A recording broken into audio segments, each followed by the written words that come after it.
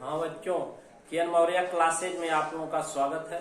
आज class 11th में हम लोग इस वीडियो में साइलेंट फीचर ऑफ टेरिडोफाइट, इसके प्रीवियस वाले वीडियो में प्लांट किंगडम टेरिडोफाइटा के अंतर्गत पादप जगत के टेरिडोफाइटा के अंतर्गत हम लोग पढ़े थे इंट्रोडक्शन, उसका परिचय, जबकि इसमें पढ़ा जाएगा silent feature of pteridophyte. Pteridophyta के कुछ विशिष्ट लक्षण, कौन कौन से लक्षण है उनके बारे में हम चर्चा करेंगे। टेरिडोफाइटा के विशिष्ट लक्षण, साइलेंट फीचर ऑफ टेरिडोफाइट। इसका मेन प्लांट, मुख्य पौधा बच्चों डिप्लॉयड, द्विगुणित होता है। टेरिडोफाइटा का मुख्य पौधा क्या होता है? द्विगुणित होता है, डिप्लॉयड टूयन, और उसको बीजाणुद्भिद स्पोरोफाइट कहते हैं। क्या कहते हैं? स्पोरोफाइट, बीजाणुद्भिद होता है। अर्थात टेरिडोफाइटा का मुख्य पौधा बीजाणुद्भिद होता है, स्पोरोफाइट होता है, और ये डिप्लॉयड होता है, टूयन प्रकृति इसकी क्या होती है? टूयन प्रावस्था, जो जड़, तना, पत्ती में विभाजित होता है। किसमें बटा होता है बच्चों? जड़, तना, पत्ती, रूट, स्टेम, लीफ में डिवाइड होता है। रूट, जड़, स्टेम, तना, लीफ, पत्ती में विभाजित होता है। तो टेरिडोफाइटा का मुख्य पौधा क्या होता है? बीजाणुद्भिद। उसकी प्रकृति द्विगुणित होती है, डिप्लॉयड होती है, जो जड़, तना, पत्ती में विभाजित होता है। पौधा किसमें विभाजित होता है? जड़, तना, पत्ती में। अब इसमें टिश्यू सिस्टम, ऊतक तंत्र विकसित होता है, और वो वास्कुलर टिश्यू, संवहन ऊतक, इसमें टिश्यू सिस्टम वेल डेवलप होता है। ऊतक तंत्र पूर्ण विकसित होता है, जिसमें वास्कुलर टिश्यू, संवहन ऊतक दो रूपों में बटे होते हैं, जाइलम व फ्लोएम। ये आप जान चुके हैं। इसके वास्कुलर टिश्यू जाइलम और फ्लोएम में विन्नित होते हैं, लेकिन अपवाद स्वरूप इसमें वास्कुलर टिश्यू जो होते हैं संवहन ऊतक के जाइलम में वाहिकाएं, वेसल्स, तथा फ्लोएम में सकोशिकाएं, कंपेनियन सेल्स का अभाव होता है। ध्यान दीजिएगा, जाइलम में वेसल्स और फ्लोएम में कंपेनियन सेल अनुपस्थित होती हैं। अभाव होता मतलब नहीं पाई जाती हैं। तो जाइलम की मुख्य रूप से संरचना चार भागों से मिलकर होती है, वेसल्स, टेकेट्स, पैरेन्काइमा और फाइबर। उसी तरह से फ्लोएम की भी संरचना चार भागों से मिलकर होती है।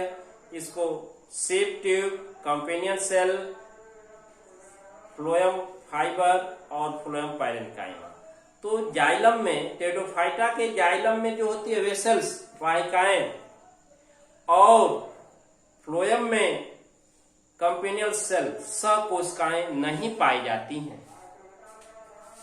अब ध्यान दीजिए, सेकेंडरी ग्रोथ एब्सेंट होती है। द्वितीयक वृद्धि, टेरिडोफाइटा में द्वितीयक वृद्धि क्या होती है? नहीं पाई जाती है बच्चों। सेकेंडरी ग्रोथ एब्सेंट होती है, लेकिन एक पौधा है टेरिडोफाइट, एक है आइसोइटस। एक टेरिडोफाइटा आइसोइटस है, जिसमें सेकेंडरी ग्रोथ पाई जाती है। तो पूछा जाए कि किस टेरिडोफाइट में सेकेंडरी ग्रोथ पाई जाती है, तो आइसोइटस टेरिडोफाइट में सेकेंडरी ग्रोथ, द्वितीयक वृद्धि पाई जाती है, जबकि इसके अतिरिक्त सभी टेरिडोफाइटा में सेकेंडरी ग्रोथ, द्वितीयक वृद्धि अनुपस्थित होती है। Very important character of pteridophyte है। ये सबसे महत्वपूर्ण लक्षण है टेरिडोफाइटा का, कि सभी टेरिडोफाइट में द्वितीयक वृद्धि अनुपस्थित होती है, जबकि एक आइसोइटस टेरिडोफाइट है जिसमें द्वितीयक वृद्धि पाई जाती है, सेकेंडरी ग्रोथ पाई जाती है, द्वितीयक वृद्धि पाई जाती है। अब बच्चों, इसमें बीज का निर्माण नहीं होता है। Seed are not for in pteridophyte. Pteridophyta में बीज का निर्माण नहीं होता है। जानते हैं क्यों? क्योंकि ये नॉन फ्लावरिंग प्लांट हैं, क्रिप्टोगेम्स हैं, और पुष्पोद्भिद पौधे हैं, और जब पुष्प ही नहीं बनेगा तो बीजांड नहीं होगा, और बीजांड नहीं होगा तो फल, बीज का निर्माण नहीं होगा, क्योंकि बीजांड ही बीज में परिवर्तित होता है। तो इसमें बीज नहीं बनते, सीडलेस प्लांट होते हैं। स्पोर, बीजाणु तब क्या होते हैं? बीज नहीं होते हैं, लेकिन बीज जैसी संरचना होती है, जिसको बीजाणु स्पोर कहते हैं। क्या कहते हैं? स्पोर, बीजाणु। और ये स्पोरेंजिया बीजाणुधानियों में बनते हैं। Spore are form in the sporangia by the process of sporogenesis. बीजाणुधानियों में निर्मित होते हैं और इसके बनने की क्रिया बीजाणु जनन कहलाती है। क्या कहलाती है? बीजाणु जनन। Sporogenesis, the process in each formation of spore take place is known as sporogenesis. जनन की वह प्रावस्था जिसमें बीजाणुओं का निर्माण होता है उसे बीजाणु जनन कहते हैं। और टेडोफाइटा में बच्चों बीजाणु जो है बीजाणुधानियों में निर्मित होते हैं। तो spores are form in sporangia. कुछ सम बीजाणु कुछ टेडोफाइट होते हैं, सम बीजाणु होमोस्पोरस होते हैं। मतलब कि all spores of shape size की दृष्टि से समान होते हैं, आकार व नाप की दृष्टि से वो बीजाणु समान होते हैं, उसको होमोस्पोर और इस अवस्था को होमोस्पोरस कंडीशन सम बीजाणु की अवस्था कहते हैं। और बच्चों वह लाइकोपोडियम और डायप्टेरिस में पाई जाती है। अर्थात लाइकोपोडियम और डायप्टेरिस के बीजाणु जो होते हैं सम बीजाणु होते हैं, शेप साइज की दृष्टि से एक समान होते हैं, भिन्न नहीं होते हैं। तथा सम होमो हेट्रोस्पोरस, कुछ विषम बीजाणु जातियां होती हैं, अर्थात स्पोर्स भिन्न भिन्न आकार के होते हैं, कुछ माइक्रो तो कुछ मैक्रो, कुछ स्मॉल तो कुछ लार्ज होते हैं। तो बीजाणु दो तरह के बनते हैं, सूक्ष्म और दीर्घ, छोटे व बड़े। इस तरह की अवस्था को विषम बीजाणु की अवस्था हेट्रोस्पोरस कंडीशन, जबकि इसको हेट्रोस्पोर विषम बीजाणु कहते हैं। और यह सेलाजिनेला और साल्वानिया जैसे टेडोफाइटा में पाया जाता है। सेलाजिनेला और साल्वानिया जैसे टेडोफाइटा में पाया जाता है। अब बीजाणुधानी की प्रकृति पढ़ा जाएगा कि बीजाणुधानियां किस तरह की होती है और कितने प्रकार की होती है। अगले टॉपिक में इसमें हम लोग आगे पढ़ रहे हैं बीजाणुधानी। बच्चे साइलेंट फीचर और टेडोफाइट में आगे जो है बीजाणुपर्ण की बात आती है। बीजाणुपर्ण स्पोरोफिल। बीजाणुपर्ण क्या होते हैं? विशेष तरह की लीफ लाइक स्ट्रक्चर, पत्तियां होती हैं जो बीजाणुधानियों को कवर करती हैं, ढकी रहती हैं। तो बीजाणुपर्ण क्या होते हैं? Leaf like structure which covered the sporangia. पत्ती जैसी संरचनाएं होती हैं और जो बीजाणुधानियों को ढकी रहती हैं। तो बीजाणुपर्ण कवर्ड द स्पोरेंजिया, बीजाणुधानी को ढके रहते हैं। लीफ लाइक स्ट्रक्चर, एक पत्ती जैसी संरचना होती है।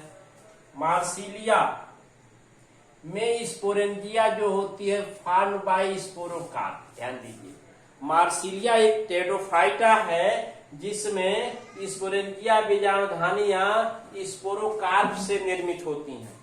मार्सिलिया एक टेडोफाइटा है जिसमें बीजाणुधानियां बच्चों स्पोरोकार्प से निर्मित होती हैं। और ये दो प्रकार की होती हैं। कितने प्रकार की? दो प्रकार की बीजाणुधानियां होती हैं। सुबीजाणुधानी जिसको यू स्पोरेंजिएट कहते हैं। सुबीजाणुधानी या यू स्पोरेंजिएट ये है सुबीजाणुधानी। ये क्या है? ऐसी बीजाणुधानियां जो कोशिकाओं के समूह से निर्मित होती है। बहुत सी कोशिकाएं मिलकर उसका निर्माण करती हैं। Form by the group of cells. Form by the group of cells, कोशिकाओं के समूह से जो निर्मित होती हैं, कई कोशिकाओं के मिलने से बनती हैं, उनको सुबीजाणुधानी स्पोरेंजिएट टाइप ऑफ स्पोरेंजिया कहते हैं। सुबीजाणुधानी प्रकार की बीजाणुधानियां होती हैं। जैसे सेलाजिनेला और लाइकोपोडियम की जो स्पोरेंजिया होती है वो यू स्पोरेंजिएट टाइप सुबीजाणुधानी प्रकार की होती है। बच्चों दूसरा है तनु बीजाणुधानी, लेप्टोस्पोरेंजिएट। दूसरा क्या है? तनु बीजाणुधानी। ऐसी बीजाणुधानियां जिसका निर्माण जो होता है एक ही कोशिका से होता है, form by only one cell. दो type of sporangia which are form by only one cell. ऐसी बीजाणुधानियां जो एक ही कोशिका से बनती हैं, ओनली वन सेल, एक ही प्रकार की नहीं, एक कोशिका से, single cell form the sporangia known as the leptosporangiate. ऐसी स्पोरेंजिया को तनु बीजाणुधानी कहते हैं। जैसे मार्सिलिया और डायप्टेरिस के स्पोरेंजिया। मार्सिलिया और डायप्टेरिस की बीजाणुधानियां जो होती है लेप्टोस्पोरेंजिएट टाइप होती हैं। और साइलाजिनेला और लाइकोपोडियम की स्पोरेंजिया क्या होती हैं? ये यू स्पोरेंजिएट टाइप होती हैं। अब बच्चों स्पोर जो होता है टेडोफाइटा में जो बीजाणु होता है, स्पोर बीजाणु बताए थे कि इसमें बीज नहीं बनते, लेकिन सीड लाइक स्ट्रक्चर बीज जैसी संरचना होती है, तो उसको बीजाणु स्पोर कहते हैं। तो टेडोफाइटा में स्पोर जर्मिनेट करके अंकुरित करके हरे रंग का प्रोथाइलस बनाते हैं, हार्ट शेप स्ट्रक्चर। क्या होता है? हार्ट शेप स्ट्रक्चर, हृदयाकार संरचना होती है जिसको प्रोथाइलस कहते हैं। और ये फर्न की इग्मोकोद्भिद अवस्था का निर्माण करता है। किसका? तो स्पोर से गैमेटोफाइट इग्मोकोद्भिद अवस्था बनती है जो ग्रीन कलर की होती है, वो प्रोथाइलस, हरे रंग का प्रोथाइलस होता है। बच्चों ये प्रोथाइलस उभय लिंगाश्रयी संरचना होती है, इसमें दोनों जननांग धारण होते हैं, हृदय के आकृति की ये संरचना होती है। ध्यान दीजिए, ये हार्ट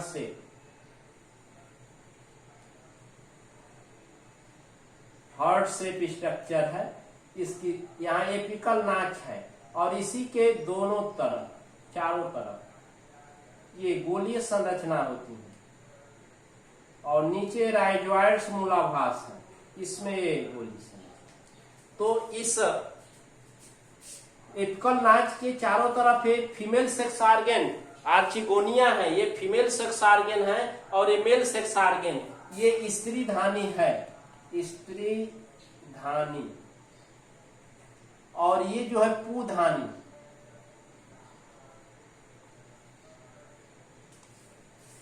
इसलिए दोनों जननांग इसमें उपस्थित होते हैं। और ये कैसा होता है? ग्रीन कलर, हरे रंग का। कैसा होता है?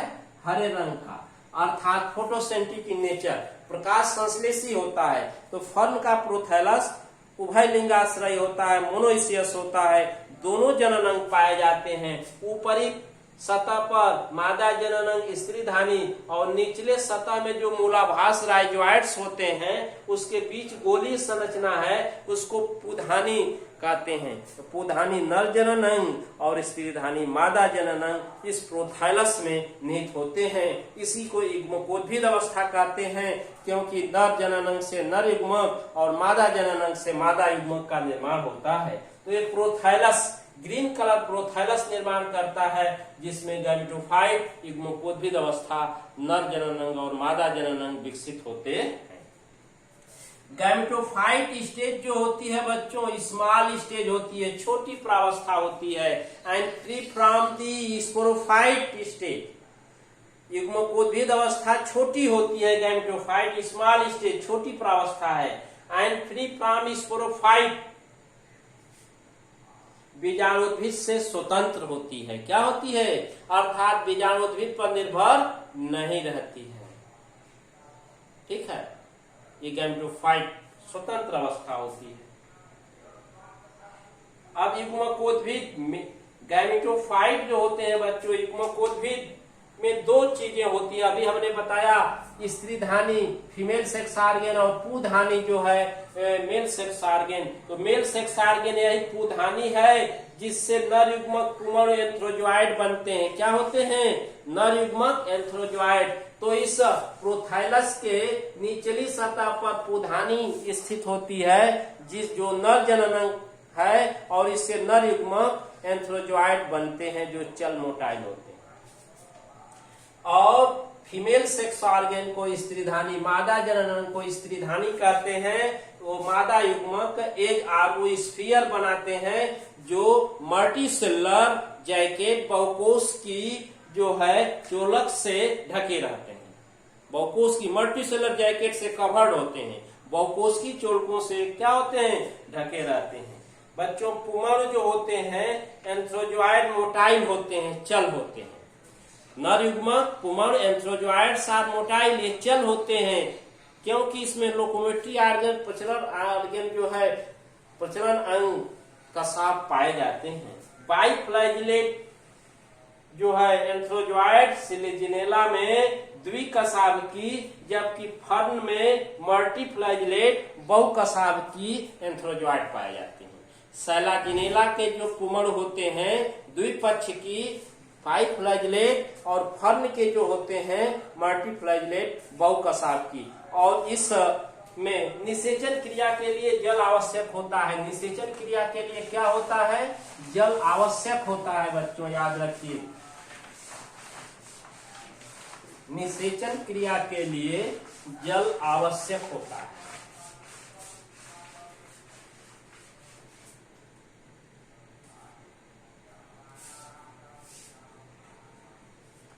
निषेचन क्रिया के लिए जल आवश्यक होता है। आवश्यक। और इस टेरोफाइटा को बच्चों बॉटनिकल स्नैक, वानस्पतिक सर्प कहते हैं। बॉटनिकल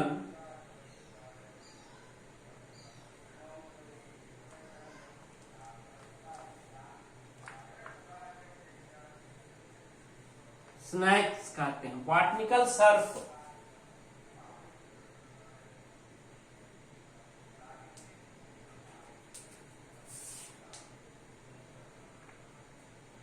बॉटनिकल स्नैक, वानस्पतिक सर्प। और इसमें पीढ़ी एकांतरण पाया जाता है।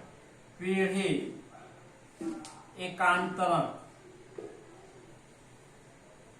Alternation of generation, alternation of generation, पीढ़ी एकांतरण पाया जाता है।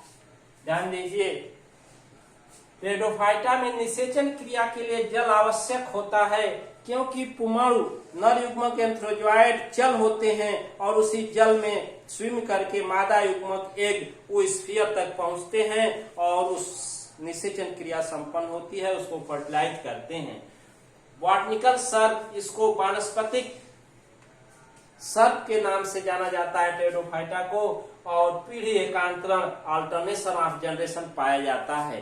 पीढ़ी एकांतरण बच्चों, इसके जीवन चक्र को पूर्ण करने के लिए हमने बताया कि एक जो है युग्मकोद्भिद पीढ़ी और दूसरा बीजाणुद्भिद पीढ़ी। इसमें बीजाणुद्भिद पीढ़ी जो होती है ये 2n और युग्मकोद्भिद पीढ़ी n द्विगुणित और अगुणित अवस्थाएं हैं और दोनों पीढ़ियां एक के बाद एक करके आती रहती हैं।